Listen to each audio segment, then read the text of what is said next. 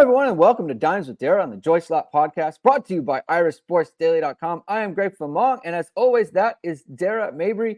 We're going to be talking about Notre Dame's up and down weekend again. Every time we have to do a show on the Thursday game, it's like, how are they ever going to win again? It's just always with this, with the loss to Syracuse, and then you beat UConn.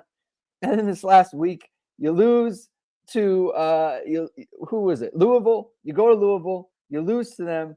Don't look good. Hannah played a good game, right? She's 12-25, scored 30 points. She played a very good game. Sonia and Maddy combined to go 7 of 23, 2 of 10 from 3-point line. It's not going to work, right? You lose the game. Not really in the game, right? They were always kind of behind the 8 ball in that one.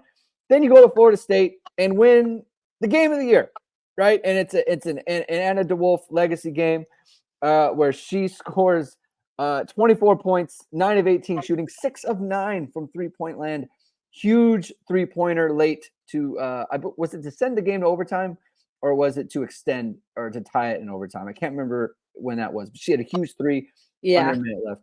She hit it with, I think, actually just over a minute left to go into the first overtime. To go into the because she tied the game at 88, I believe, is what it was. Yeah. So huge by her.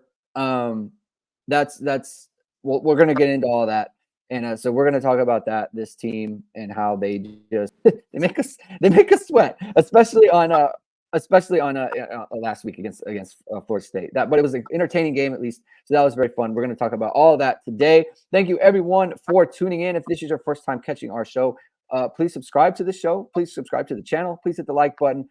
Please hit the notification bell so whenever it is we are releasing a video. Just as a reminder, we recorded 2 shows last week. One with Sonia Citron, current guard on the Notre Dame basketball team. Very interested in that show. Got a lot of great feedback, so check that out. We also did a show with Marina Mabrey, Dara's sister, talking about growing up in a basketball family, playing overseas, playing in the WNBA, winning a national championship at Notre Dame. So check out those shows, Dara. When you're sweating out these games, what you want to do is you want to have a comfortable fit, and you can have a comfortable fit if you go to one of our sponsors here, which is ESQ Clothing, which is founded by Notre Dame alum Ga Wang. You've seen ESQ on all your favorite Notre Dame players and coaches with over a decade of making the best custom clothing available. ESQ will help you look and feel your best in 2024 from a perfect fitting suit or sport coat, shirt, or bomber jacket, or a perfect tuxedo for wedding season. Check out Ga's amazing work at esqclothing.com. Book an appointment to upgrade your wardrobe today. Mention ISD and get 10% off your entire purchase. It's 10% off your entire purchase if you mention ISD. Dara, where do you want to start? We can start with Louisville if you want. Not a great game, ugly game, right? It just didn't have it, right? And it just seems like at that point, when you know Sonia and Maddy are going to have off games like that, it's just going to be really hard for this team to win basketball games. Really tough. Louisville's not an easy place to play. I would say probably the hardest place to play in the ACC. What makes it hard? Why do you say that? It's loud as hell in there, and their bench is enthusiastic. Coach Waltz is very enthusiastic, passionate. Every possession, they're going to give you their all. They try to make it an ugly game. They try to speed you up. So when you combine Louisville's schemes defensively and offensively with the crowd, and you're away. So, like, let's be real, you're probably not going to get as many calls as you want. You combine those 3 things, and it's a pretty tough task at hand, especially when you have a couple people on the team that have never played there before. So, yeah, rough one. And when Sonia and Maddy don't perform, it's going to be hard to win against anybody when those 2 don't perform. And I think that game was evident that you need other people to step up. And then that's why I was so happy with the team, because they all responded on Sunday against Florida State in a tough atmosphere. Yeah, so having to step up. So we talked about Maddy and Sony. They go 12 of 20 or 7 of 23 in the game. Didn't have it offensively, right? And I think Sony, I thought that game, I was thinking to myself, like, I need you to be a little bit more aggressive. Like, you got to get the ball going to the basket, right? Like, yeah, because you're not getting it for anywhere else. And for whatever reason, the shots weren't falling. They started the game really slow. I mean, just lots of turnovers, right? I think they started 0 for 7, 0 for 8, something like that. Yeah, it's just, and like, to me, it's like, Sony, get to the basket. You got to create points in other kind of ways. Shots not falling, right. But in terms of getting contributions from other players, Anna DeWolfe goes 0 of 3 in the game, right? 0 for 2 from the 3-point line. She did make 2 free throws. And then Kylie again, 2-3, right? So you're talking about 2 for 6 from Kylie, who plays 35 minutes. Anna plays 29 minutes. It's like, even if Sonia and Maddy play well, that's going to be very difficult if you're not getting contributions like that from 2 of your starters. They're only going 7 deep as it is, right? And it's not like KK and Nat are coming in and providing like that scoring punch, Right. six player off the bench or anything like that. So it's like, that makes it very difficult. And that's when you start to think, man, like, where can this team go? Like, how far can they go when it just puts so much pressure on Sonia and Maddy in that game. What did you see from Maddy against Louisville there? Only 3 of 11 for her, 1 of 5 from 3. How do you think she can kind of avoid games like that? Because she obviously bounced back against Florida State. We'll get to that in a second. But how can she avoid games like that going forward? They matched up well with us, I thought. So they didn't have post players on Maddy that couldn't move on the arc. And then when they were inside with her, they were still physical, and they were up in here, like, breathing underneath her neck. I think that Maddy needs to be set up better. So, like, trying to go downhill against them is not going to work. And then trying to do counter moves, it's like Louisville's defense is suffocating, for lack of better words. Like, they're swarming you. They're coming after you. Their guards are going to slap at the ball. I think Maddy needs to be put in some better positions, maybe coming off pin downs, like, and getting options outside of the high post, I think would have been better for her in that matchup. So maybe having her run off for a 3 or working around like a pin down and making those other bigger guards chase her. Because at the end of the day, Maddy has really good endurance. She's in great shape. Mm-hmm. So I think that if they had her move a little bit more, coming off of some things, running, instead of like post ISO and that kind of thing, that would have worked. But then at the same time, like, Louisville guarded our pick and roll pretty well with her and Hannah, which has been our bread and butter because it's been unstoppable against certain teams. But they scouted it well, they defended it well. And I think because of that, they didn't have to switch as often. Their guards were pretty good at getting through the ball screen. And then they also saw some trapping, being pretty aggressive. So I think that hurt her in that game specifically. And it's very helpful for the defense when she's not hitting that outside shot. Right? Yeah, because then they can just sag a little bit, and then it makes Hannah's life hell. Right. Like, she has to be hitting it. And then that's why she's a great player the way she is, and why she's such a good weapon, because, like, she can just roll. And if you sag, she'll hit you and she'll hit the shot. As we saw against Florida State, right? So against Florida State, Sonia and Hannah combined to go 14 for 46, right? You feel like you go on the road in the ACC, those 2 players shoot that way. That's a loss, like, you're just losing. I don't care who it is. If you're playing against any good team, you're losing that game. Right. On the flip side, Anna, again, 9 of 18, 6 of 9 from 3, 24 points. You feel like if she plays like that against any team, you're probably going to win, right? So it kind of came through when it needed to. Maddy had a huge game in that one. It was 8 of 17, 19 points, 14 rebounds, right? She was a monster inside.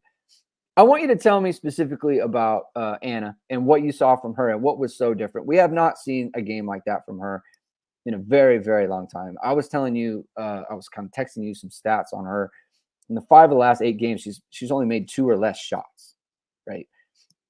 She's not offensively, not an offensive weapon for Notre Dame like that. Obviously, this game was much different. what did you see from her in this game that gives you confidence? Like, hey, this could happen again, because it seemed to me that these are all the shots that she can be getting, right? She wasn't hitting anything that was like, fallaways or extremely difficult shots. She was hitting the shots that were there. What did you see from her in this game that was different from the other games? I think this was the first time in a while that I've actually seen her want the basketball, and it's really easy to be able to tell that she just has like a different demeanor, a different persona. Like, she was running down alongside Hannah like this, ready to catch and shoot, and like calling for the ball. Like, I haven't seen that out of her. And it made the biggest difference in the world. Like, I remember one time she yelled like, "one more," and I was like, that's what you need to do. You need to do that every time. And when you have a confidence like that, and when you're aggressively hunting shots, like, the ball is naturally going to find you again. It's a hard thing to explain, but like, you just then start playing with that flow. Like, I saw her drive it and try, like, she didn't get it off, but like, she tried to take a little fadeaway, and I was like, that's the aggression that you need. Like, whether you missed it or airballed it, like, you need to go attempt and be aggressive. And I think once she saw the first one go down early, it's like, you can't wait. You're an upperclassman. You're a starter. You're going to play a ton of minutes. You need to be aggressive early. You can't wait like to turn it on, and when like not to turn it on. And I think everything that we've been talking about this whole year on this podcast is contributions from other people and how it affects the game. And you said 14 for 46 or 47, whatever it was. Yeah. And they don't win that game if Anna doesn't shoot like that. And it's the they're not even in the game. No, it's the prime example of everything that we've been talking about. Like, look how far that took them in one of the toughest situational, like, end of game kind of thing, like, that I've seen so far this year. Like, double overtime away at Florida State. Like, that's tough. That's really tough to win. And the way she contributed was, I mean, she was the X factor. She was the reason why they won that game. Yeah, I mean, legacy game, right, for her. And it was great because it, like you said, opens up things for so many other players. Like, there were a couple times where they're sitting in zone, and I think it was Maddy who got the ball fake at Anna, and she had hit a couple threes at this point. So you had a player run out to her, right? Because it's like, well, shoot, she's been burning us, so I got to get out there. Ball fake from Maddy on Hannah. Player leaves Maddy wide open. Maddy hits the shot, right? And it's like, that's the kind of thing that can open up, right? They come off another one where they were playing 2-3. Hannah had the ball on like the left elbow. I can't remember who was setting the screen. It was probably Maddy, actually. So Maddy sets the screen on the left elbow. She screens to one player. Hannah goes towards the middle. Someone's sagging on Sony. Yeah, someone's sagging on Sony because it's like, obviously you can't leave her open. And then you have the player on the other block who is like, I gotta be watching on Anna because she's burning us too. Hannah gets the floater. She gets in the middle of the lane, which is always what you want to do against zone, right? That's how you break down a zone. Gets the floater in the lane and one. And it's like, that's where it opens up things for all sorts of other players. And then so you watch a game like this and you think like, okay, like this is where it happens for them, right? Like, this is how it can look. And like I said, the good thing about what we saw from Anna is like, this is stuff that they can get all the time from her, right? Just hitting those open shots. Like you said, seeking out those opportunities, right? And that's the difference in being aggressive. I did want to talk to you about shooting. And I talked to you before we started recording. I was going to ask you about this is when you're in a slump and you can't find it, right? How do you go about trying to find it again? Like, what do you do specifically? I'm just talking about you, not another player, but like, what do you do? Like, is it one of those things like, hey, I'm just going to keep my same routine and I'm going to do what I've been doing. I'm going to practice the way that I've been practicing because it's going to come back. Or do you like, I need to get more shots up? Like, how do you respond to that? I was in a slump my last year at Notre Dame, before I got hurt. I got hurt, so I didn't like really come out of it. I was doing better. But I will never forget that period of time because you're so attached to a percentage, to making the basket, to attempting the basket. And when you're in a slump like that, like it's really, really hard to do, but like it's a mind game and you have to completely detach from it. It's very emotional. You feel like the one thing, like I always felt like during my really hard times, the one thing that I'm so good at, I'm not good at right now. Yeah. And I had to find other ways to make things happen, which essentially made me better. And my minutes didn't go down for a reason. Like Nielle left me out there because of all the other things that I did, which then would propel me to maybe not even make the next one, but still like have the guts to take the next one. So I always tell people like the only way you can come out of a shooting slump is if you keep taking them, because how are you going to make them if you don't take them? If that makes sense, like you almost have to shoot your way out of it. It's going to happen. It has to correct itself. Like if I was still playing that year, at some point I was going to come out of it. But you couldn't tell on the court, but like I almost like at one point started to lose joy because I was like, when am I ever going to make a shot? I'd never show that like at all, because that's one of the most selfish things that you could do. Like I was playing for way more than a shooting percentage, but like people didn't know, like in the back of my mind, I was really struggling to shoot the ball. And it's not something that leaves your mind. Like as a shooter, a really good shooter, you think about it all the time. So I started doing things like shooting with my eyes closed.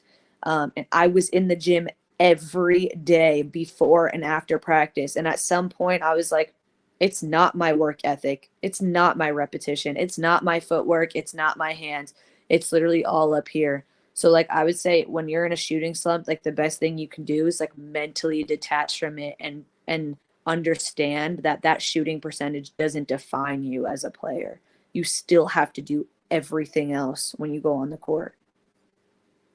Was it a feel thing? Like, was it a technique thing that you kind of had there? Like, did you watch film? It's like, am I doing something different with my elbow, my release point, or whatever it might be?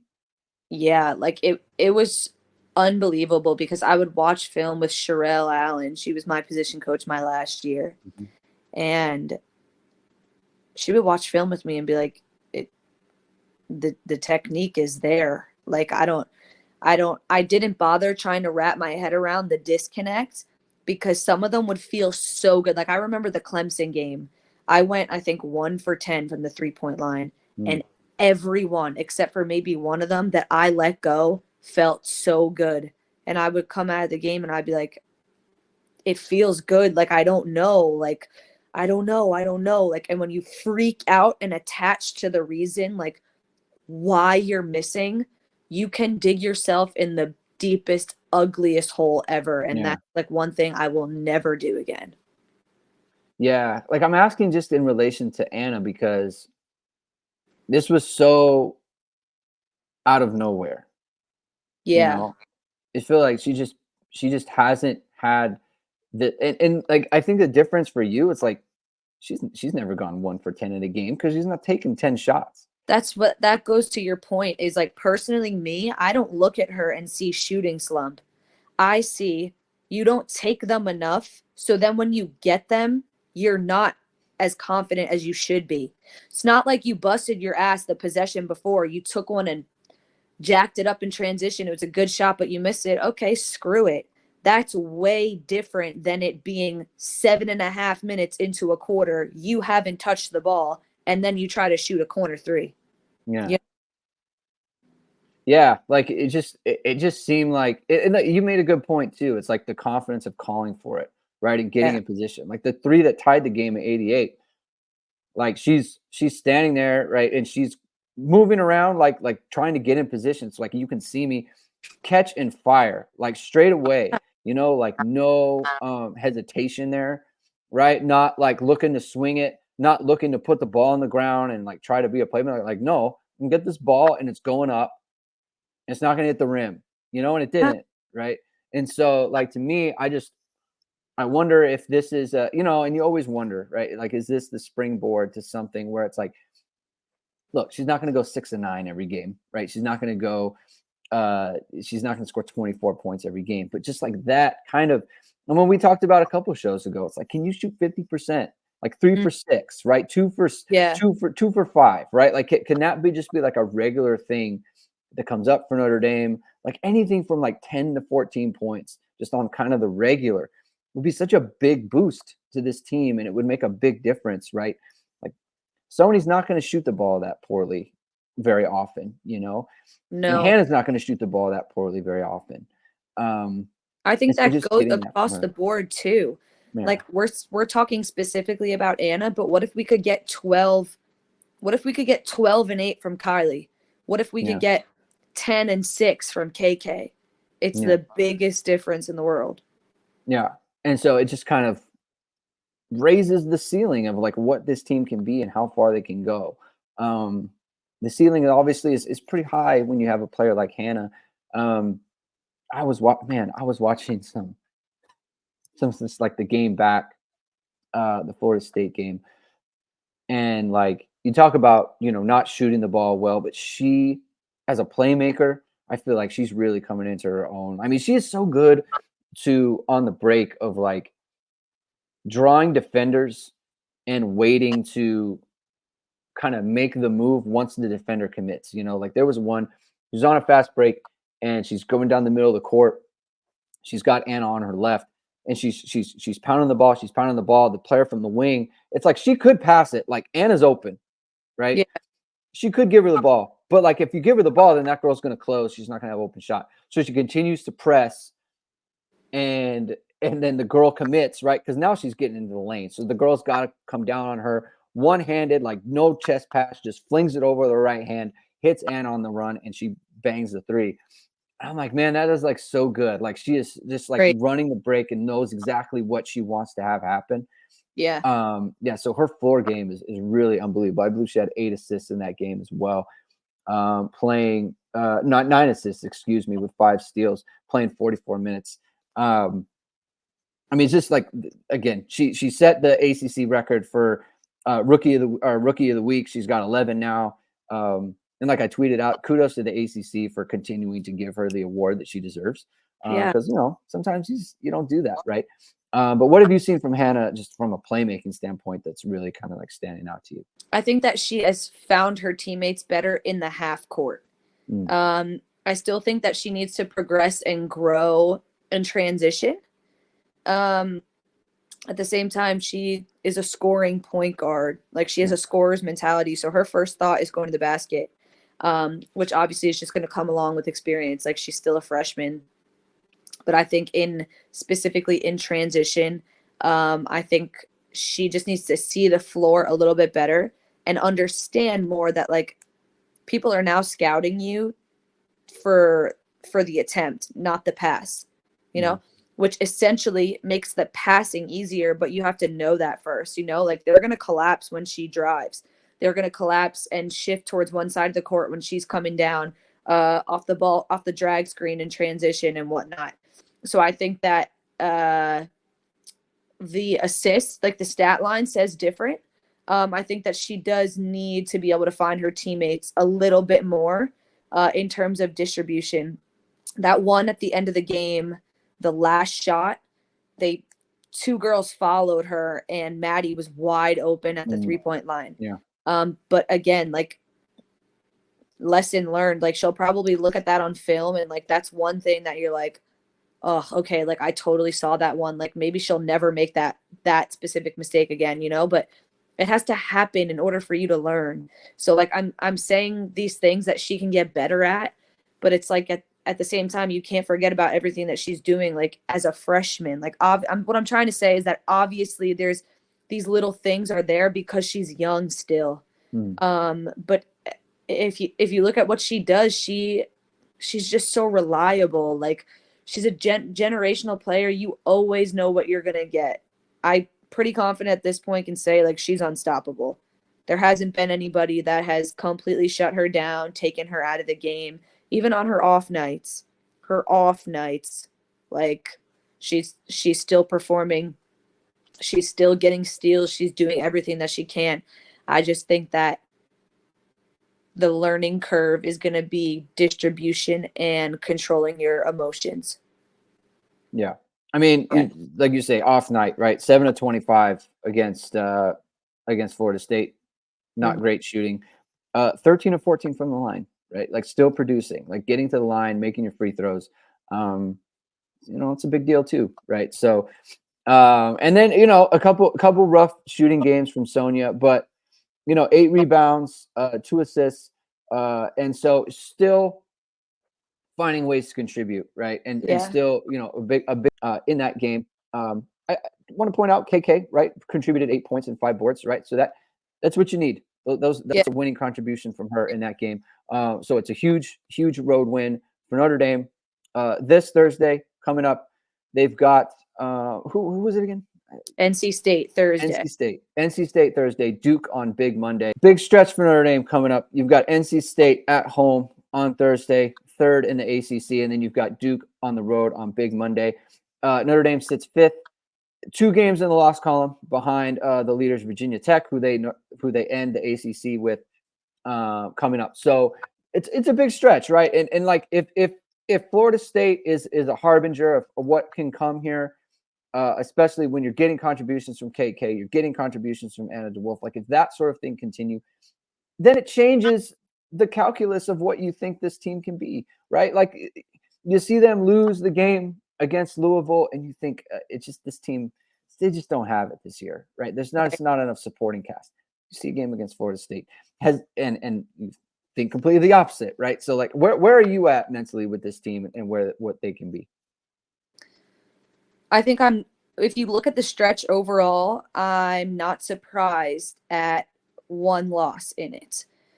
I think it would have been huge if they won Louisville, Florida State, NC State, Duke, and Virginia Tech. But if you want to give up that first one to Louisville, like I'm not okay with that at all, but I am okay with that. And just in terms of maturity, roles, growth, etc., in that kind of area. Yeah. That big of a stretch in the ACC, I'll take that 1 loss as long as they handle business the rest of the way, which they showed that they can do. They won in the hardest environment in a double overtime situation away on the road. Yeah. With an early start, 12 p.m. tip on a Sunday. So that's pretty promising to me. That win was really big, and all of them showed a lot of growth because at the end, all 5 players on the floor did something. Sonia made the free throws. Hannah. Kylie got the tip. AD with 24 points. Cookie with that offensive KK. Sorry, that's her nickname. KK with a big O board and a putback late in the 4th. When they have all 5 people contributing, they're promising.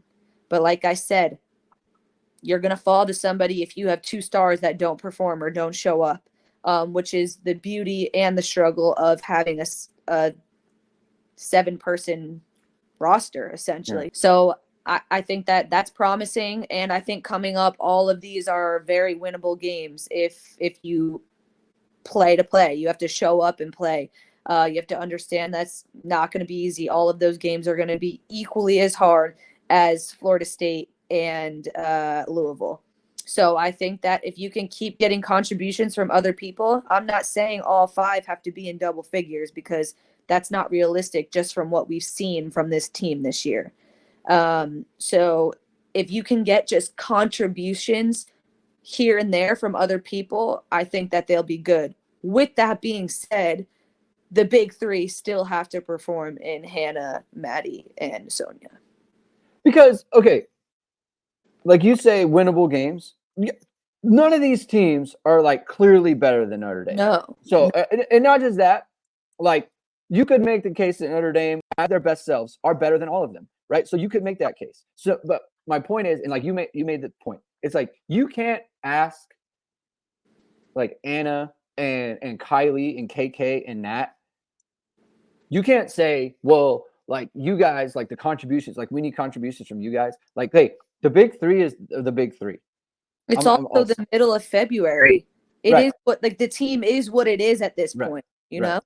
Yeah, like it's time right now. Yeah. Like, and you get like it is like you can't it's kind of tough, right? To be like, to Sony and Maddy, and because they've shouldered so much of the load. Same with Hannah as well. Right. It's like, but like your role is your role, right? You have to be accountable. Like we talk about accountability all the time.